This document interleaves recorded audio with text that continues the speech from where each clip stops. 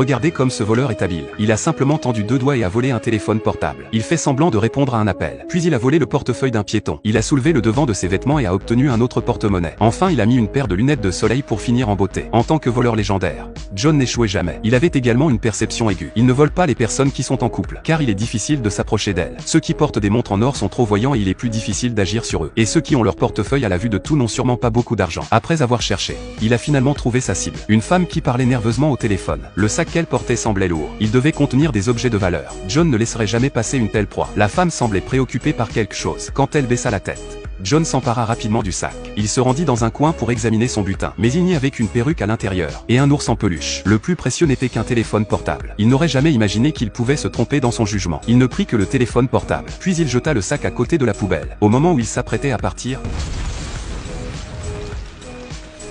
l'explosion laissa John étourdi et désorienté. Il mit un bon moment à se relever. Il regarda le chaos autour de lui, et la poubelle réduite en débris. Il se rendit compte qu'il y avait quelque chose d'étrange dans ce sac. John, effrayé à l'idée d'éveiller les soupçons, fit demi-tour et s'enfuit. Cet incident fit rapidement la une des journaux. Une vidéo de menace apparut également sur internet. L'homme cagoulé déclara qu'il ne s'agissait que de la première attaque. Il détruirait tout Paris en 2 jours. Le chef de la sécurité a rapidement convoqué une conférence de presse, promettant de résoudre l'affaire en 2 jours. Pendant ce temps, la police a découvert grâce aux caméras de surveillance que c'était John qui avait jeté le sac. Elle a donc envoyé le policier Jacques pour l'arrêter. Lorsque John a vu à la télévision qu'il était recherché,